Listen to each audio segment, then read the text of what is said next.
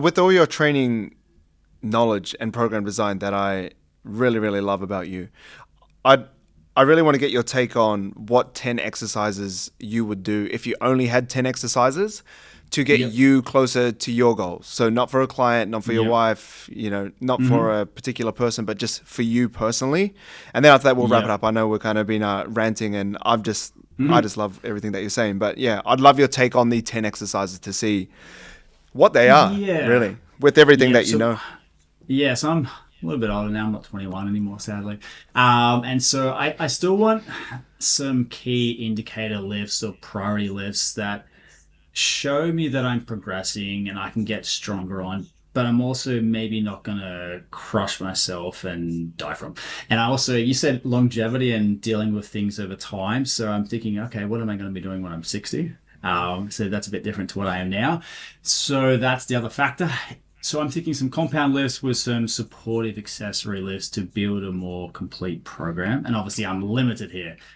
I'm also pretty injury prone of navigating some major issues. So what I would go with lower body in no sort of particular order. I would prioritize my beloved, good old Romanian deadlift barbell version. That is like my bread and butter lift for pretty much every client. It's just a phenomenal way to train your posterior chain muscles, obviously glutes, hamstrings, lower back, and it's less complex than a deadlift, and it's a very efficient movement. It can be helpful for strength, hypertrophy, a lot of factors. I would support that again because of my knee injuries and hip injuries. I've had both hips surgically repaired. My knee has got a lot of degenerative issues. I don't back squat much really these days, but I do love giving a good old pendulum squat a ride. So pendulum squat is a very unique, special squat variation where it gets progressively harder the more you move up. It's very stable. It moves down in a curved arcing fashion. I just love how hard you can work on it. And I like hard over hurt when it comes to training. And so that's where I love that sort of 6 to 8 sort of reps. And so I love pendulums as a key sort of supportive lift. That could always be like my primary lift as well. And plus I can play around with the foot plate angles and bands and stuff as well. Now, third one after pendulum, sorry, after Romanian pendulum, I'd do your good old fashioned leg curl leg extension. I'll default to a seated leg curl just because yes, there's a bit more research in terms of being superior for muscle gain over lying leg curl, though I still do like it. You just get a high stability variation to train your hamstrings in a more sort of in a complementary way to a Romanian deadlift as well. It's high stability and it's easy to punch out when you're fatigued as well. Hmm. Likewise, leg extension, very complementary to any squat based movement. Gonna be a nice way to challenge your quads at a different length. Again, it's stable. You can work hard. You can punch things out quickly, but it's also really a great exercise for training your rectus femoris quad. So that's the one that crosses the hip. So that isn't very well trained, the rec fem, rectus femoris during the squat pattern. So that's why leg extensions are so good. Plus, again, I love that you can work really hard at it. Fifth one, a lot of choice here. There's a million things I could do.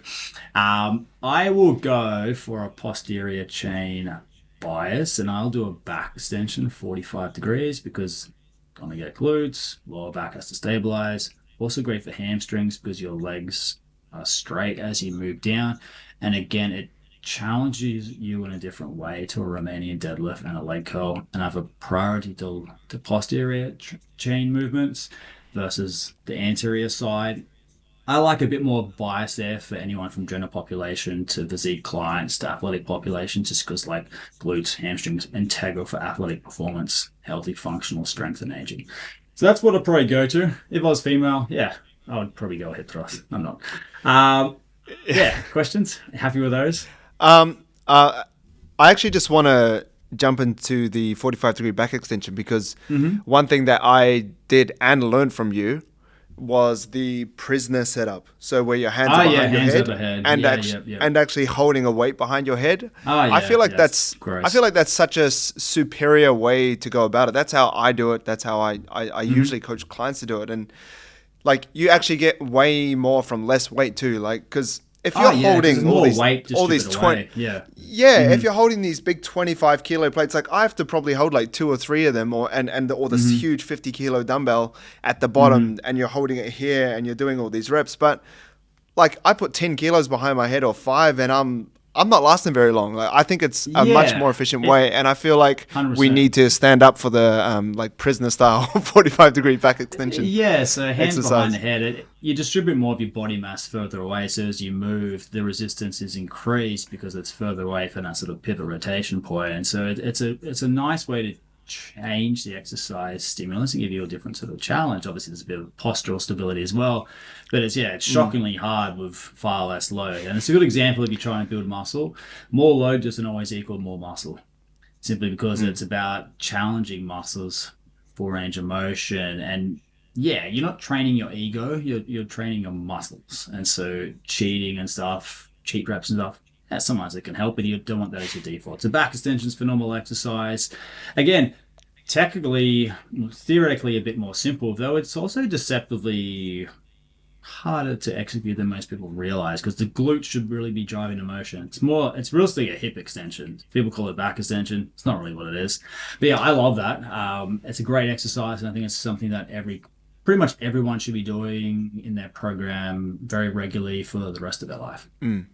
Yeah, I So they're agree. probably my, All my, right, so my personal big five for lower body. yeah, Upper so moving on upper body, body. yeah, I love a chin up.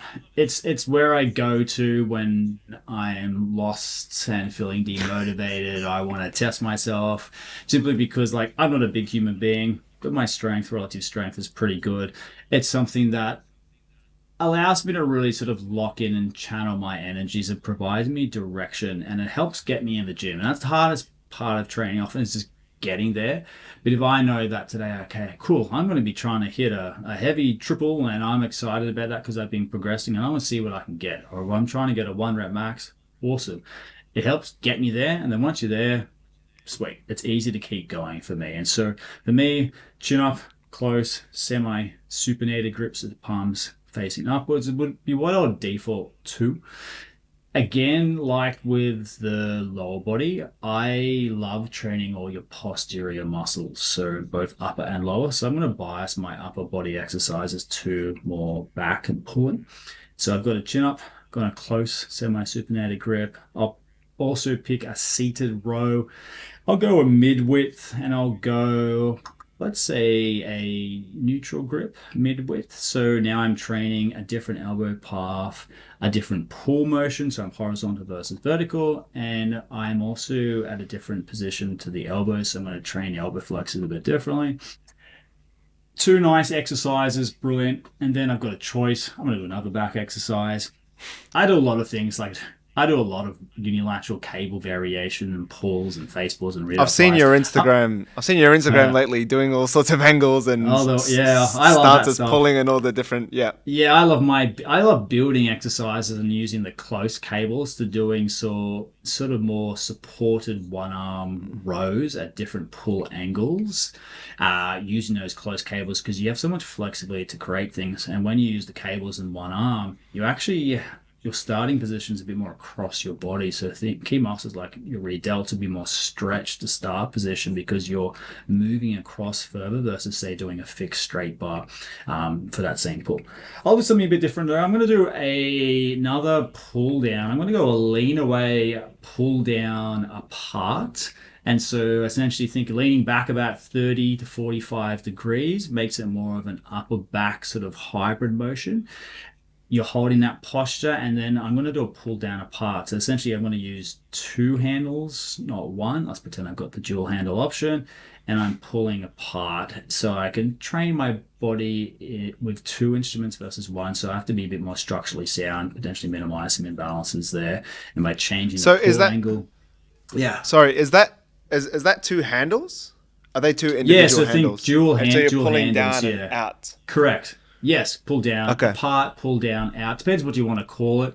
I do Yeah. Yeah. those Okay. rows. I do them pull down. So I just think instead of doing think you're doing a pronated wide pull down, but instead of using the one long bar, we have the option to use two handles, and the two hands can work more independently. And you pull out at sort of like a 45-degree angle.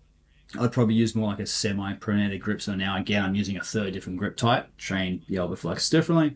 And I'm doing a lean away. So I'm actually leaning back about 30, 45 degrees. So I'm got that stability from the pull down machine, but I'm playing with the pull direction. So I'm training my back and my rear delts as well in a different way. Other ones, again, I would love to be bench pressing with a barbell, but I've had a million injuries. And so I don't really barbell press anymore, but I still love pressing with dumbbells. And so I'll go a good old dumbbell flat incline press for chest. And then I'll sprinkle in another press. I'll do a dumbbell 45-degree incline press, a bit more shoulders, a bit more upper chest as well.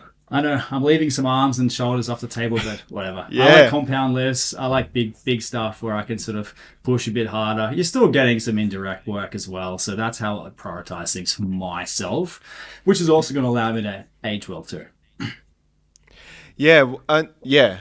Well, it's surprising that it's 50-50 split upper and lower too, because most men won't have that split. And I think even personally, No. I'd probably fall guilty of I'd probably go more a 60-40 split, 60 upper, I think there's nothing 40 wrong lower. with that. I just love Romanian deadlifts so much as well, and so I'm gonna get a bit of sort They are of great. upper body involved. Obviously, it's more isometrical; you're holding that position, but I actually love training legs personally, and Yeah. so I just like that sort of balance sort of element. Of course, if I had a bit more, like if I have a normal program, I definitely do more exercises as my default to upper body. There's so much complexity, obviously, with back training and different angles and pulls you can do as well. And obviously, arms, let alone rotator cuff, let alone shoulders. But if I'm just purely thinking about what's the most bang for buck exercises to build a balanced body that I can actually progress on and enjoy things, feel strong, live a better life, but also be functionally strong for the rest of my life, but still build an impressive physique, that's what I'll default to. Just because I would prefer to train the big guy muscle groups versus the little micro stuff, because I'm still going to get a little bit of the other stuff by doing the other stuff. But that's also why I did the chin up close semi supinated, because I'm still going to get my elbow flexors Yeah. trained that way as well. And so I'm getting sort of a lot of elbow flexion. And plus, I'll often integrate some sort of more neutral grip pressing as well, which might allow a bit more sort of range of motion for triceps as well. So like 45, 60 Nice. degree incline press. I do a lot of neutral grip pressing too, a little bit closer. So Yeah, I my think sort of that's like Big 10. yeah, I think that's underrated for training in general. Is just like the amount of arm volume that you get doing just your Oh, standard yeah. lifts.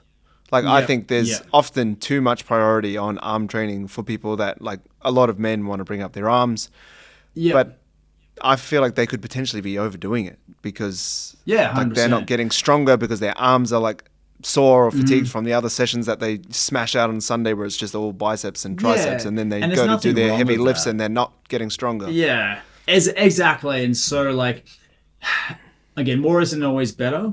And if we're just doing essentially redundant exercises which train those muscles in the same exact way, and we're always doing, I don't know, 20 sets of arms as our norm, to change our body, we have to stress our body and do something different and overload. And so that's why, like, not always doing things exactly the same way, super crazy high volume, isn't always necessary or even preferred or optimal either. But yeah, Yeah. like, I think there's like if I had more options, I would squeeze in like some sort of like triceps cable sort of unilateral extension overhead. I'll do a cable laterals, and I'd probably do like a behind the back sort of cable biceps curl as well. It's probably what I'd go with if had more options. Yeah, that's why I actually like just doing 10, because if there's too much, Yeah, like exactly. it can be pretty complex, but it more so purifies your reasoning and you're Yeah, doing the definitely. big bang for buck exercise, which is really cool.